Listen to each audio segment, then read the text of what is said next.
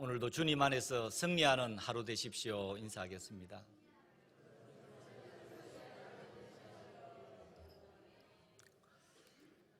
하나님은 우리에게 꿈을 주십니다.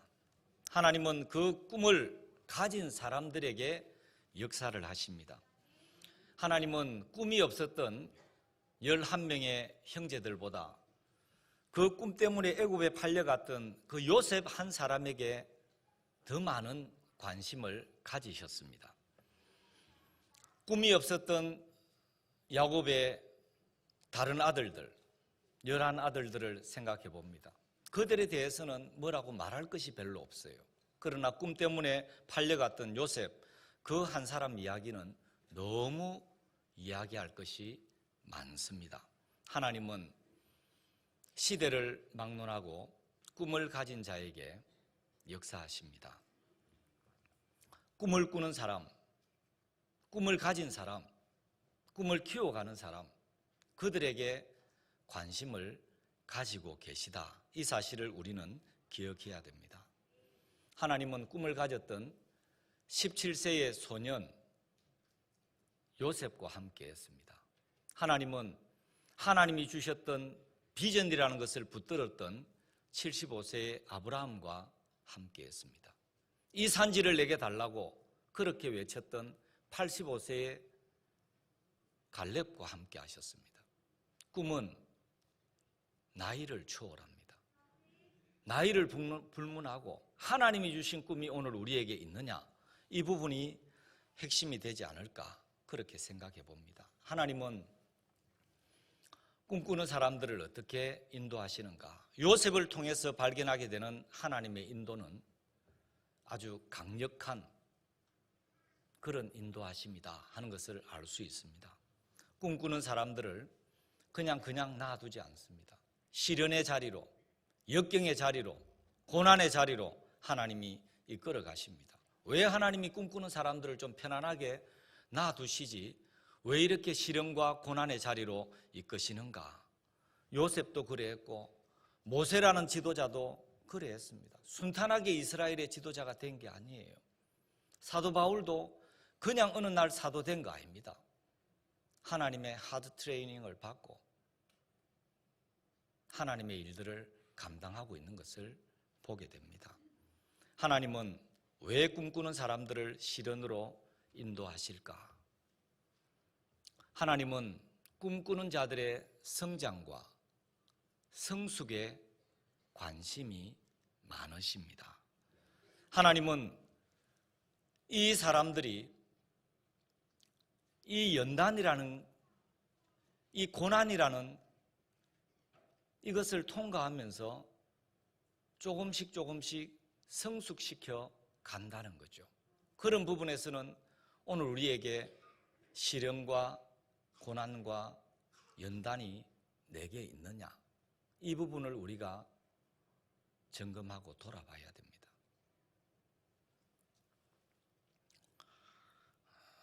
우리 1절 말씀을 한번 보시면 요셉이 이끌려 애굽에 내려가매 바로의 신하 친위대장 애굽 사람 보디발이 그를 그리로 데려간 이스마엘 사람의 손에서 요셉을 산이라. 요셉이 이끌려갔던 곳은 애굽 사람 보디발의 집입니다. 이끌려갔다.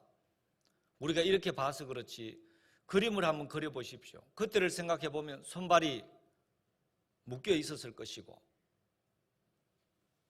끌려가는 그런 느낌 아니겠습니까? 왜 하나님이 꿈을 꾸는 사람들, 꿈을 가진 사람을 이렇게 다루실까? 좀 좋게 이렇게 하시면 좋겠는데 왜 하나님이 이렇게 꿈을 가진 사람을 다루실까? 우리도 돌아보면 무엇이 우리를 성숙시켰느냐 했을 때 힘든 그 시간들, 고난이, 환난이 우리들을 성숙시켰다 하는 것을 깨달을 때가 많습니다. 요셉이 왜 애굽에 끌려 내려갔느냐? 이유가 없습니다.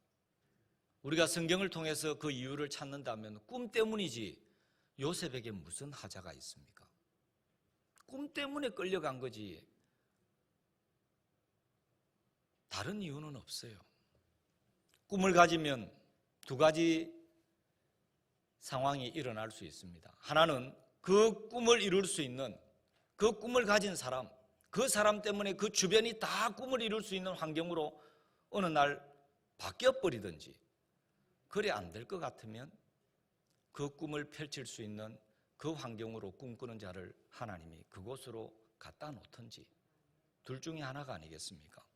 우리는 꿈을 가져야 되고 그 꿈 때문에 변화라는 것도 살아가면서 경험할 수 있어야 됩니다.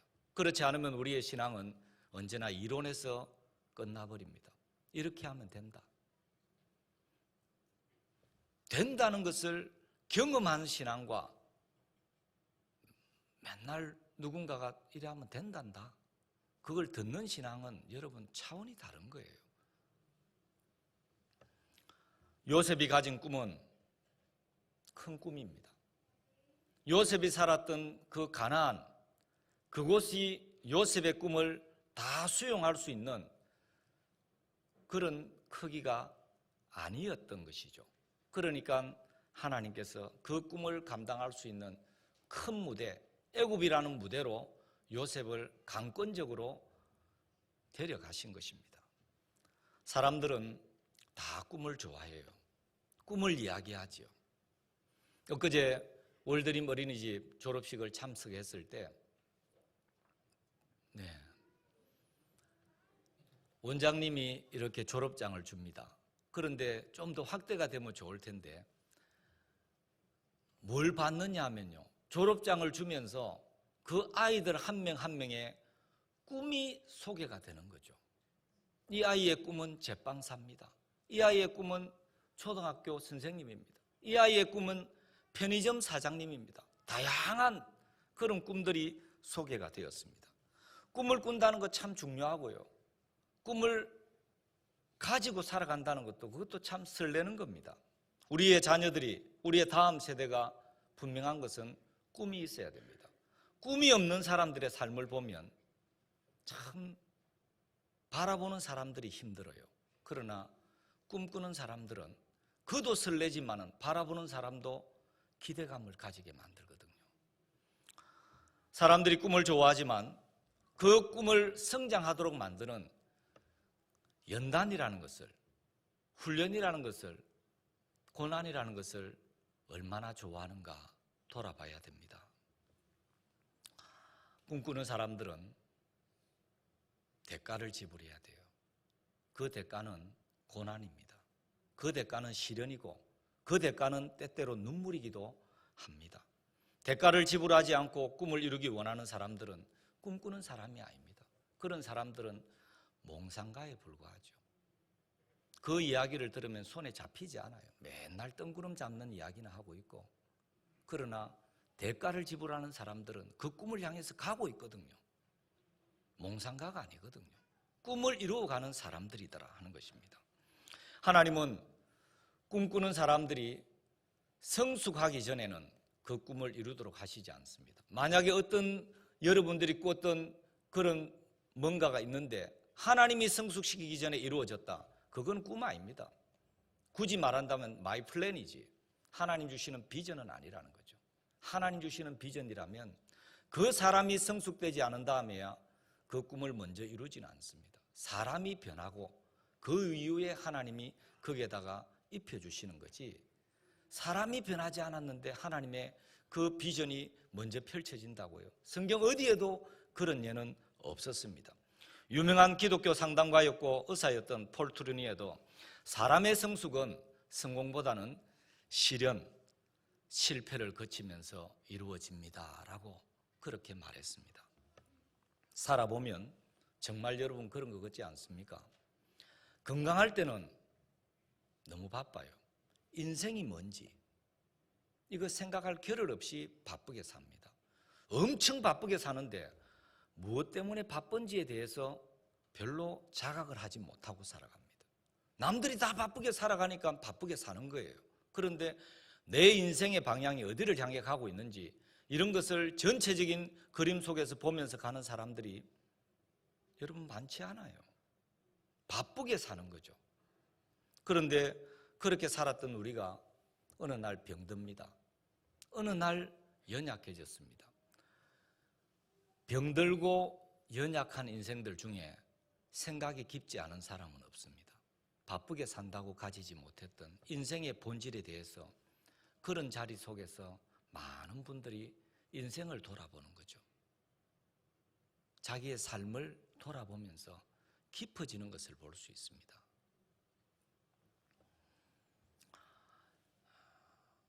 남은 삶을 내가 하나님 앞에서 어떻게 살까? 시련의 고난의 그런 터널들을 통과한 사람들은 그런 자리들 속에서 인생이 어떤 것인지를 하나님 앞에 한번 서본 그런 경험이 있는 사람들은 본질에 대해서 고민을 합니다. 우리는 시련과 역경을 겁내는 사람들이 되면 안 됩니다. 시련과 역경이 없이 하나님이 서시는 사람은 없습니다. 시련과 역경이 없는데 쓰여지는 자리에 있으면 그 사람은 문제를 일으키는 사람이지 하나님이 서시는 사람은 아닙니다. 하나님이 다듬을 거 다 다듬어서 쓰시지 그렇지 않은데 먼저 쓰여져 버리면 많은 부분에서 우리가 생각지 못한 어려움들을 만들어내지 않겠습니까? 이 요셉이라는 사람 큰 꿈입니다. 대제국의 총리 대신으로 그렇게 쓰여지는데 연단 없이 시련 없이 고난 없이 그 요셉이 그 자리에 어느 날 앉아버렸습니다.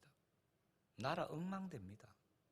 그러나 많은 연단 속에서 그 자리에 앉았을 때 요셉의 나이는 젊었습니다.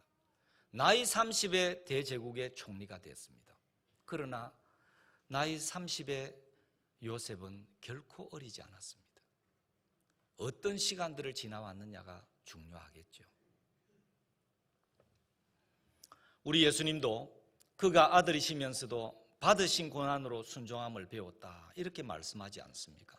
꿈을 가진 사람은 시련과 고난을 두렵다라고만 생각하면 안 됩니다. 이거를 통과하지 않고서는 성숙되지도 않아요. 훌륭한 항해사들이 어떻게 만들어진다고 생각하십니까? 거친 바다를 경험하지 않은 사람이 여러분 훌륭한 항해사가 될 수 있을까요? 맨날 잔잔한 그런 물결 속에서만 항해를 했던 사람이 훌륭한 항해사가 될 수 있겠습니까? 아름다운 선율을 내는 최고의 바이올린이 어떤 나무로 만들어지는가를 보면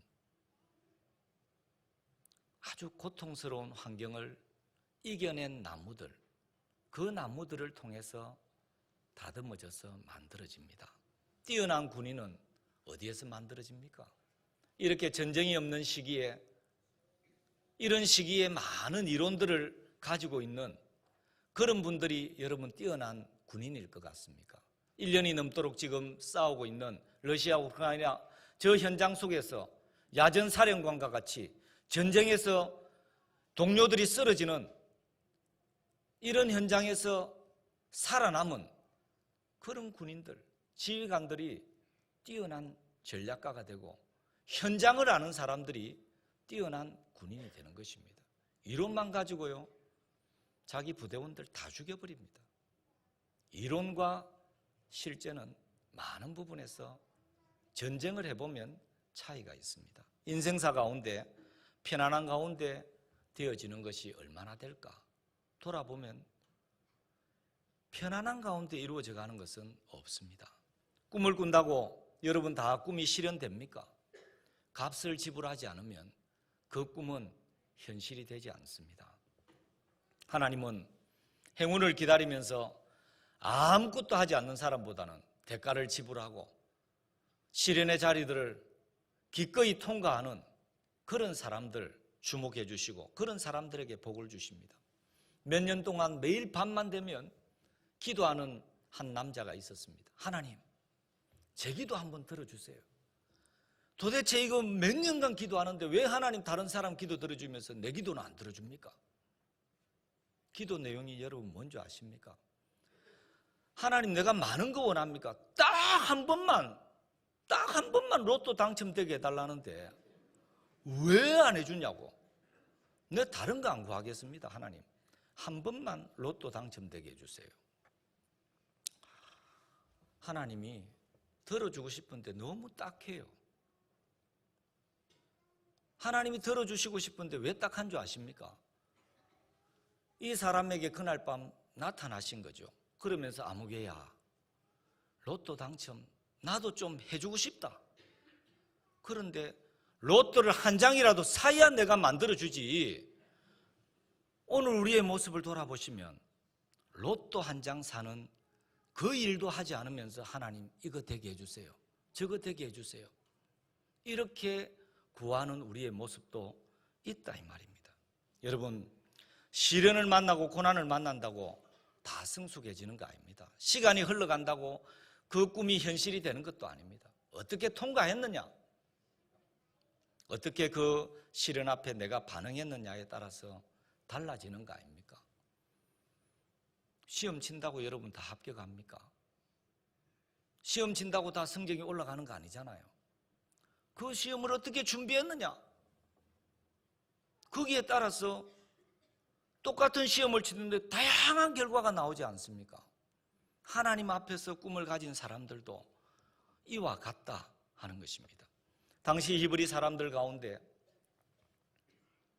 애굽에 종으로 팔려간 사람이 요셉 한 사람이었을까? 요셉 한 사람만 딱 애굽에 종으로 팔려갔겠습니까? 빚을 못 갚아서 혹은 이런저런 다양한 이유들 속에서 히브리인들 중에서 애굽에 팔려간 사람들 분명히 있었을 것입니다. 그런데 그 팔려간 사람들 속에서 요셉이 애굽의 총리가 될 수 있는 비결은 뭔가? 그도 일개 노예였을 뿐인데 그 노예가 어떻게 총리가 될 수 있었느냐? 많은 종들은 자기가 왜 종이 되었는지에 대해서 일단 납득이 안 되는 사람들도 있었을 것입니다. 그런 부분들이 받아들이지 않으면 종으로서의 삶을 여러분 열심히 살겠습니까? 신세한탄도 하고 왜 내게 이런 고난이 주어졌는지 이해할 수 없고 받아들이지 못해서 그렇게 세월 보내는 사람도 있었을 것 같습니다. 그러나 요셉은 그렇게 살지 않았습니다. 아버지 집에 있을 때도 종으로 팔려갔을 때도 자기에게 주어진 일들에 그는 최선을 다했습니다. 요셉이 조금이라도 원망하면서 신세를 한탄하면서 그렇게 살았더라면 그는 총리의 자리에 오를 수 없습니다. 하나님 앞에 정직하게 주어진 환경을 탓하지 않았어요. 주어져 있는 그 환경을 정직함으로 요셉은 통과했습니다. 여러분, 기회라는 것은 모든 사람들에게 주어집니다. 그런데 어떤 사람이 그 기회를 잡고 올라서는가를 보면 준비된 사람들입니다. 준비된 사람이 이게 기회도 기회인 줄 아는 거지, 준비하지 않은 사람은 아무리 그 앞에 갖다 놔도 이건 기회라고 생각지 않아요. 불행은 저나 여러분들이 예측할 수 없습니다. 아버지의 심부름을 순종하기 위해서 형들이 있는 곳까지 그렇게 갔을 뿐인데 거기서 내가 구덩이에 빠지고 애굽의 종으로 팔려가는 그런 일들을 만날 것이라고 예상할 수 있는 사람은 아무도 없습니다. 불행은 우리가 예상할 수 없지만, 그렇지만 기회라는 것은 준비된 사람들이 어떤 자리에 있든지 간에 만날 수 있고 경험하게 된다 하는 것입니다. 다르게 말하면 기회는 준비된 사람 앞에 기다리고 있는 거죠. 그렇기 때문에 오늘 우리의 하루의 삶을 돌아봄이 필요합니다. 더 하나님 앞에서 성실함으로 주어진 것에 최선을 다하는 것이 필요합니다. 시간은 동일하게 지나가요. 요셉이 총리가 되어서 7년의 풍년이 지나고 7년의 흉년이 들었을 때 형들도 그 땅에서 그 시간은 똑같이 보냈습니다. 그러나 20년이 지나서 만난 그들의 모습은 많이 다르지 않습니까? 하나님 앞에서 신앙자로 살아가는 것도 세월은 흘러갑니다. 그러나 어떤 신앙자였느냐에 따라서 세월 지나면 많이 다를 수밖에 없다 하는 것입니다. 요셉은 매사에 성실했던 사람이라고 말할 수 있습니다. 억울하게 종으로 팔려왔지만 그는 최선을 다했습니다. 억울하게 누명을 쓰고 감옥에 들어갔지만 그때도 최선을 다했습니다. 그 감옥의 간수장이 모든 죄수들을 요셉에게 맡길 정도로, 다르게 말하면 믿을 수 있는 사람이라는 거죠. 신실한 사람이라는 거죠. 여러분이 누군가에게 뭔가를 맡길 때 믿을 수 있는 사람이 아니면 맡길 수 있습니까? 신실하지 않으면 맡길 수 있냐는 거죠.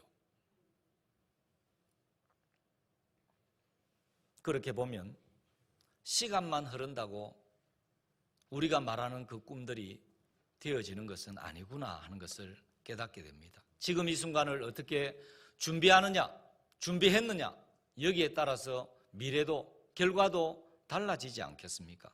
우리는 우리의 시간들을 얼마나 가치 있는 일들에 사용하고 있는가 돌아봐야 됩니다. 우리 성도님들 가운데는 이제 연만한 성도님들도 계시고 머지않은 날 하나님 부르시면 주님 앞에 갈 준비들을 하시는 성도님들도 계십니다.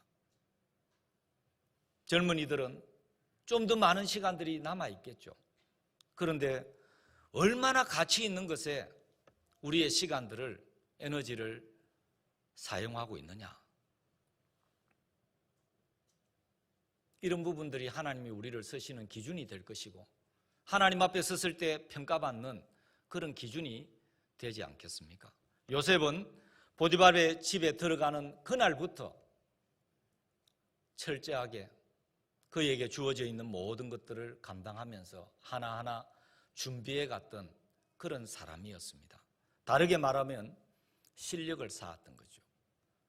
가나안 땅에서 17세의 소년으로 요셉이 등장하는데 그의 삶이 어땠는지에 대해서 성경이 상세하게 말하고 있지 않습니다. 그 모습으로 가정총무가 될 수 있는 그런 모습은 아니거든요. 그러면 보디발의 집에서 종살이하는 가운데 무능한 요셉이 어떻게 가정총무가 되겠습니까? 이전에 종을 해본 적이 없어요. 그러면 종이 되었을 때 그날부터 철저하게 그는 배우면서 철저하게 준비하는 사람의 모습으로 살아갔다 하는 것을 우리가 충분히 그 말씀 속에서 묵상해낼 수 있을 것입니다. 실력을 쌓아갔고 그 결과 어느 날 보디발은 요셉이라는 이 젊은 아이를 가정총무로 삼는 거죠. 보디발의 집에 엄청난 종들이 있었을 것입니다. 그런데 그 사람들 속에서 요셉을 눈여겨봤고 요셉을 들어서 사용하는 것입니다. 다르게 그 요셉을 평가한다면 그는 신뢰할 수 있는 사람, 믿을 수 있는 사람, 그리고 실력을 갖춘 사람이었다, 그렇게 말할 수 있겠습니다. 4절을 보십시오. 요셉이 그의 주인에게 은혜를 입어 섬기매 그가 요셉을 가정총무로 삼고 자기의 소유를 다 그의 손에 위탁하니, 보디발이 요셉에게 자기의 모든 것을 위탁한 그때부터 하나님은 요셉을 위하여 보디발의 집에 복을 주기 시작하십니다. 6절입니다. 주인이 그의 소유를 다 요셉의 손에 위탁하고 자기가 먹는 음식 외에는 간섭하지 아니하였더라. 요셉은 주인이 믿을 수 있는 사람, 믿고 일을 맡길 수 있는 그런 성실한 사람이었습니다. 또한 요셉은 자기 위치를 지키는 사람이었고 그 위치에서 섬기는 사람이었다 하는 것도 알 수 있습니다. 요셉이 총리가 된 나이를 30이라고 말씀드렸습니다. 요셉이 17세의 소년으로 역사의 무대에 등장을 하고 등장하자마자 종으로 팔려갑니다. 그리고 종살이, 억울한 감옥살이 딱 마치고 나니까 나이 30에 그는 총리가 되었습니다. 아주 젊은 나이죠. 젊은 나이에 대제국의 총리가 되었을 때 그는 권력을 남용하지 않았습니다. 온 백성을 잘 돌아보고 섬기는 일에 최선을 다했습니다. 꿈을 위해서 준비한 사람들, 사명을 위해서 준비한 사람들은 실제 그 꿈이 이루어졌을 때 한결같습니다. 어제의 모습으로 오늘을 살아내는 거죠. 내일은 오늘의 이 모습이 연장되어가는 그런 모습으로, 한결같은 모습으로 그가 섬겨가고 있는 것을 보게 됩니다. 요셉은 형들에게 미움을 받아서 종으로 팔렸습니다. 우리가 생각할 때는 이쯤 되면 인생이 꼬여야 됩니다. 시련의 길을 가야 되고 눈물의 길을 가야 정상입니다. 그런데 이상하게 요셉의 기사가 소개되는 그 내용들을 보면 요셉이 울고 있는 모습이 한 번도 안 나옵니다. 그의 길이 형통합니다. 한 번 형통한 것보다 더 중요한 것은 우리가 다 형통한 사람이 되는 것이, 이게 훨씬 더 중요한 것입니다. 형통한 사람이 되면 하나님 주시는 그 형통이 그림자처럼 따라붙게 됩니다. 그런데 형통한 사람이 아닌데 한 번 형통하면 다음은 형통하지 않습니다. 요셉이 어떻게 형통한 사람이 됐느냐? 하나님이 함께 하시니까. 하나님이 함께 하시니까 형통한 사람이 되었습니다. 오늘 이 본문은 하나님께서 함께 하시는 사람이 진짜 형통한 사람이다, 이 사실을 우리에게 증거해 주고 있습니다. 그렇기 때문에 다르게 말하면 모든 사람이 형통하지 않습니다. 하나님이 함께하는 사람이 형통한 것입니다. 요셉은 고난의 자리에서, 종의 자리에서 함께 하시는 하나님을 만났습니다. 하나님께서 고난의 자리에 있던 그 요셉과 함께 하심으로 더 이상 불행하지 않습니다. 종으로 팔려온 이게 별로 문제가 되지 않습니다. 이게 불행이 아니라 오히려 종으로 팔려왔지만 요셉은 형통한 사람이 되었습니다. 시간을 뒤로 돌려가지고 아버지 집에 있을 때 요셉을 생각해 보겠습니다. 아버지가 특별히 사랑했습니다. 형들에게는 그래 안 했지만 채색 옷을 지어 입히고 아버지의 사랑이 남달랐어요. 그 아버지의 품 안에 있고 그 아버지의 사랑을 받고 있을 때 그때 요셉이 하나님을 알았습니까? 몰랐습니까? 하나님을 알았습니다. 그렇지만 하나님을 만난 요셉이라고 말하기는 어렵습니다. 다르게 말하면 하나님 잘 안 보여요. 아버지 품 안에 있을 때는 아버지가 보이지 하나님이 잘 안 보였습니다. 그런데 이 요셉이 종으로 팔려오니까 아버지가 안 보여요. 그런데 하나님이 보입니다. 하나님이 함께 하신다는 것이 이게 느껴지는 거죠.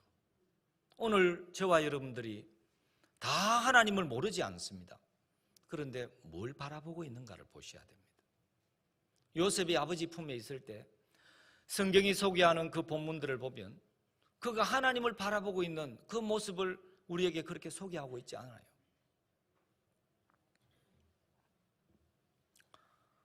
비록 종으로 팔려와서 고단한 삶을 살아가지만 그의 삶 가운데 함께 하시는, 임재하시는 하나님을 그가 경험하고 있습니다. 이런 것이 고난이 성도들에게 주는 유익이고 축복일 것입니다. 고난이 없었다면 요셉은 그저 아버지 품 안에만 있었을 것입니다. 그런데 고난 때문에 하나님의 손길을 알게 됩니다. 하나님의 섭리를 알아가게 됩니다.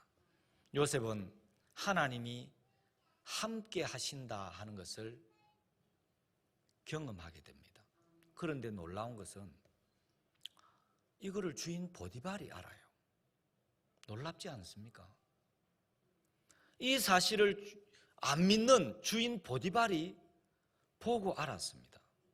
3절 말씀입니다. 그의 주인이 여호와께서 그와 함께 하심을 보며 또 여호와께서 그의 범사에 형통하게 하심을 보았더라.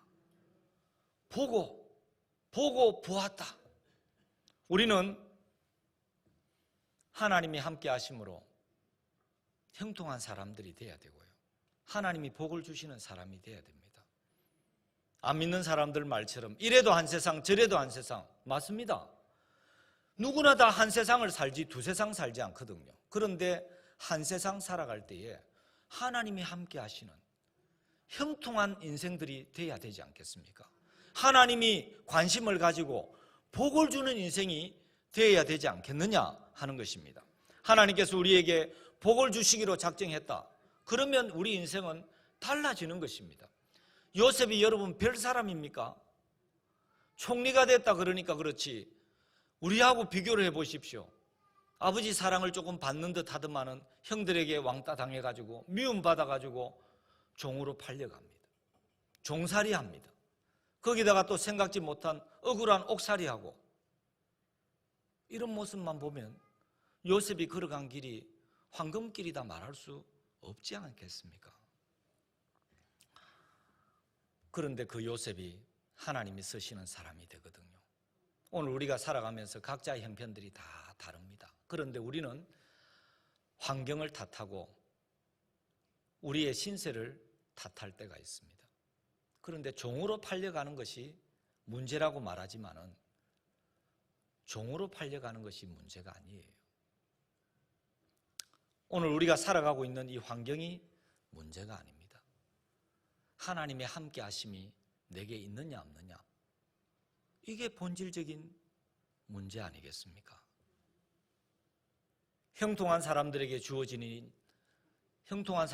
주어지는 일이 뭐냐 하면 그게 일입니다. 일. 형통한 자였던 이 요셉에게 보디발이 뭘 했는가를 보십시오. 가정총무의 일을 맡깁니다. 그러면 그 전에 요셉이 일이 없었습니까? 일이 있었어요. 요셉은 그 집에 종으로서 그가 맡은 일을 하는 사람이었습니다. 그런데 주인 보디발이 종으로 열심히 일하고 있는 그 요셉에게 가정총무라는 더 큰 일을 맡깁니다. 일을 맡긴다, 이 의미는 인정을 받는다는 말입니다. 우리의 실력을 인정해 준다는 그런 의미입니다. 사람이 아무리 준비를 해도 알아주지 않으면 여러분 괴롭습니다. 실력을 인정받지 못하면 참 힘들어요.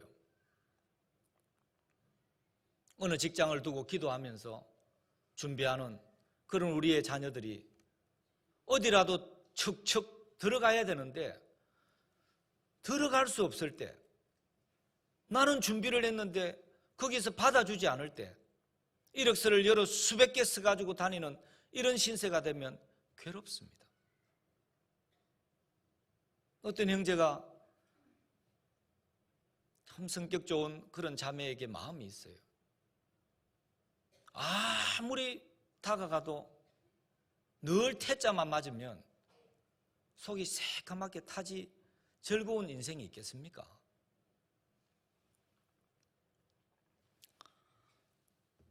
오늘 이 요셉이라는 사람에게는 다른 종들과 달리 기회가 주어지는데 더 큰 일을 하고 더 많은 일을 할 수 있는 기회가 주어졌습니다.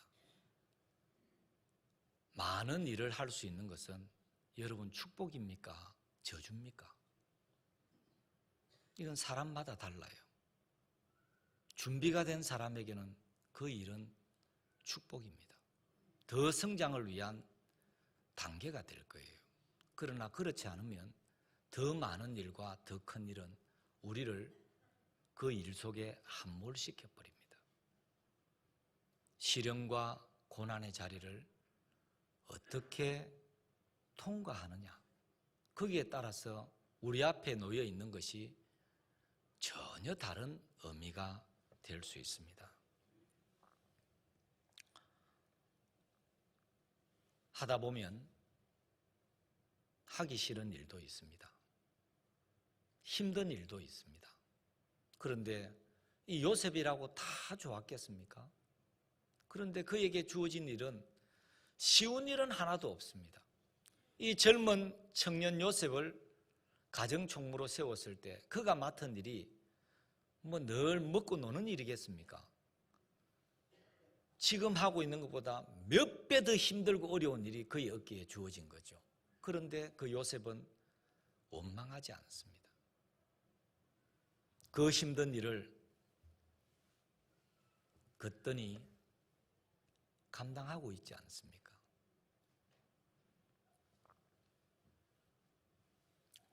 오늘 우리의 직장을 돌아봅니다. 여러분들의 삶의 자리들을 돌아봅니다. 다 하고 싶은 일이 아닙니다. 그런데 그리스도인으로서 직장이 여러분에게 맡긴 어떤 일들이 있으면 성실하십시오. 그러면 하나님은 그 일들을 통해서 여러분을 더 다듬어 가실 것입니다.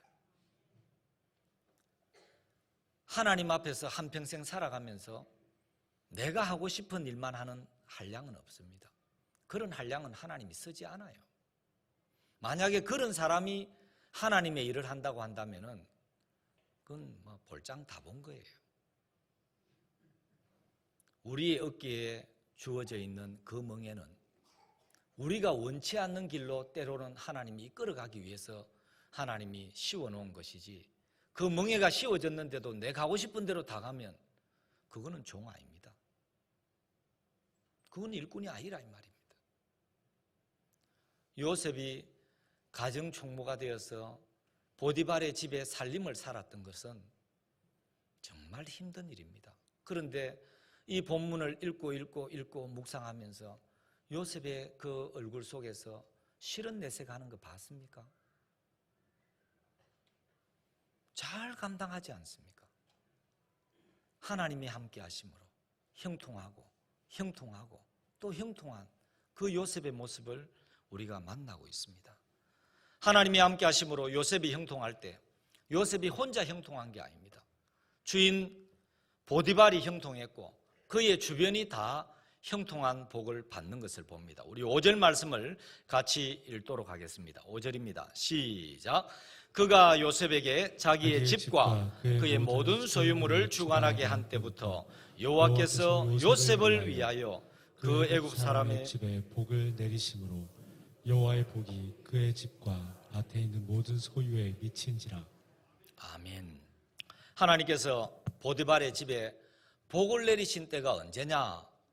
뭐라고 말씀합니까? 보디발이라는 이 주인이 요셉에게 자기의 모든 것을 위탁한 그때부터 또 뒤에 나오는 말씀은 요셉을 위해서 그에게 복을 주셨다. 그의 모든 것에 복을 주셨다. 오늘날도 여러분 이런 일은 일어납니다. 어떤 사람이 우리 회사에 왔는데 그때부터 회사가 달라지는 거죠. 어떤 팀 부서가 달라지는 거죠. 교회도 마찬가지입니다. 어떤 사람이 우리 교회에 왔는데 전도회가 달라집니다.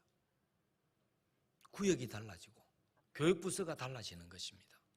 모든 것은 하나님이 함께 하시는데, 하나님이 함께 하셔서 되어지는 일인데 누구를 통해서? 요셉을 위하여. 이 말씀과 같이 하나님이 우리 성도들 한 사람 한 사람, 여러분들 그 형통한 사람 때문에 일의 전환점을 하나님이 펼쳐주시는 것입니다. 요셉은 노예였습니다. 그런데 그 요셉 때문에 희한한 것은 그 주인 집이 모든 소유가 복을 받습니다. 오늘 우리가 다 연약한 사람들이죠. 우리가 뭘 할 수 있겠습니까? 그런데 우리 때문에 하나님이 복을 주시는 이런 일들이 우리 주인에게, 우리 주변의 모든 것에 일어날 수 있도록 저와 여러분들은 성실한 사람이 되어야 됩니다. 그리고 인정받는 사람이 되어야 되고 실력을 쌓아가는 사람이 되어야 되고, 그리고 그런 사람이 될 수 있도록 하나님께 기도하는 사람이 되어야 됩니다. 예수님이 이 땅에 계실 때에 많은 멸시와 배척을 받았습니다. 그렇지만 우리 예수님은 형통했습니다. 예수님이 손을 대시는 모든 것에는 변화가 일어났습니다. 죄인들이 회개했고, 병든 자가 치료되고, 포로된 자가 자유케 되고, 묶인 것들이 풀려지게 되고, 귀신도 떠나가고, 관계도 회복되어지고, 모든 것이 이렇게 변화가 일어납니다. 그런 의미에서 우리 예수님의 손은 형통한 손이고, 치유하는 손이고, 변화시키는 손이고, 회복시키는 손이었습니다. 그러면 예수님이 형통하신 비결이 뭐냐? 하나님이 함께 하심입니다.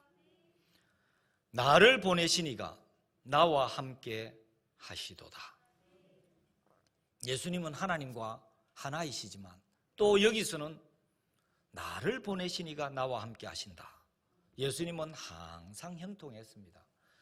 그 예수를 믿는 우리 성도들도 항상 형통해야 되는 줄로 믿습니다. 형통케 하시는 예수 그리스도가 우리 안에 내주하고 있습니다. 여러분, 이런 말씀들은 액세서리가 되면 안 돼요. 삶 속에 경험을 해야 됩니다. 주님이 함께 하신다는데, 요셉은 하나님이 함께 하심으로 종이 되어도 형통했는데 우리는 손발이 묶이지 않았어요. 우리가 살아가는 한평생 삶 가운데 하나님이 함께 하심으로 기쁨이 이런 거구나, 하나님이 함께 하심으로 형통이 이런 것이구나, 그렇게 말할 수 있는 그 사람이 진짜 꿈을 가진 사람이고 꿈을 이루어가는 사람이다 하는 것입니다. 여러분, 어떤 꿈을 가지고 있습니까? 꿈이 없는 사람은 없어요. 그럼 여러분은 어떤 꿈을 가지고 있습니까? 그 꿈을 가지고 있기 때문에 우리는 어떤 시련과 연단의 자리를 지나가고 있습니까? 어떤 분들은 아주 고단할 수 있을 것 같아요.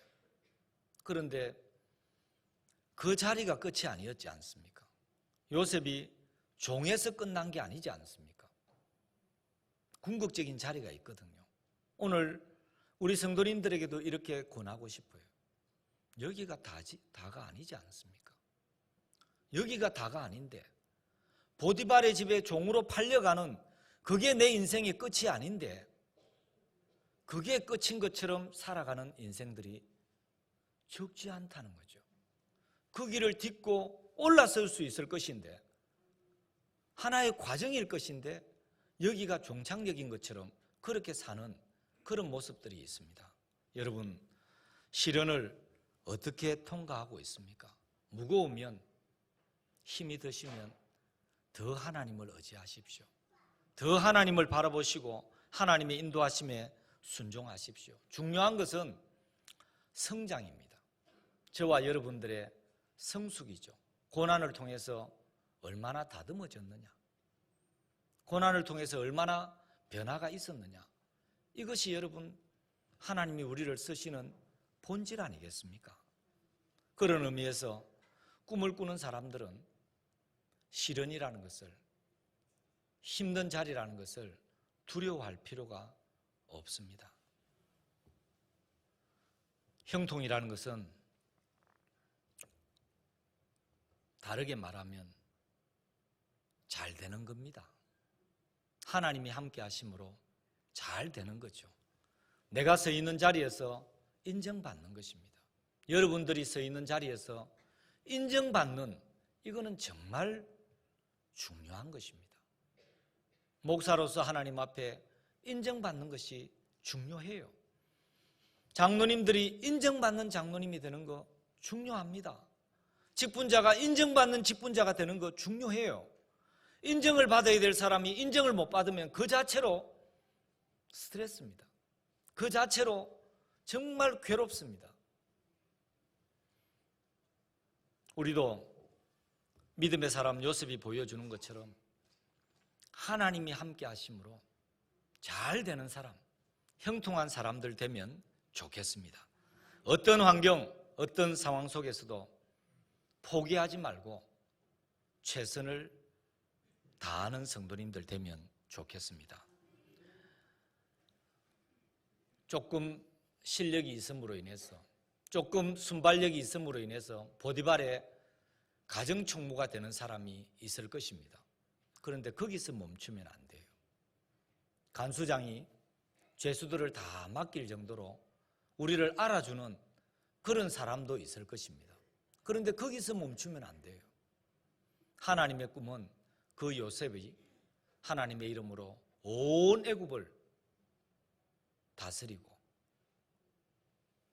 살리는, 고치는 이런 일들을 하는 총리가 되는 자리까지 가도록 하는 것이 하나님의 뜻이다 하는 것입니다. 인생에서 고난이, 시련이 없을 수는 없습니다. 그런데 그런 것을 만날 때 멈추지 말고 전진할 수 있는 성도님들 되기를 바랍니다. 하나님이 함께 하심으로 고난과 시련을 만나더라도 형통할 수 있는 성도님들이 되시고 그 고난의 자리에서 하나님을 경험할 수 있는 그런 우리 성도들이 다 될 수 있기를 주의 이름으로 축원합니다. 하나님 은혜를 감사합니다. 오늘도 이 복된 날에 주의 말씀을 통해서 우리의 모습들을 볼 수 있도록 은혜 주시오니 감사합니다. 주 예수님은 받으신 고난으로 순종함을 배우셨습니다. 오늘 우리에게도 크고 작은 고난의 자리, 연단의 자리, 시련의 자리들이 있습니다. 우리를 성숙시키기 위한, 성장시키기 위한 하나님의 훈련의 자리인 줄로 믿습니다.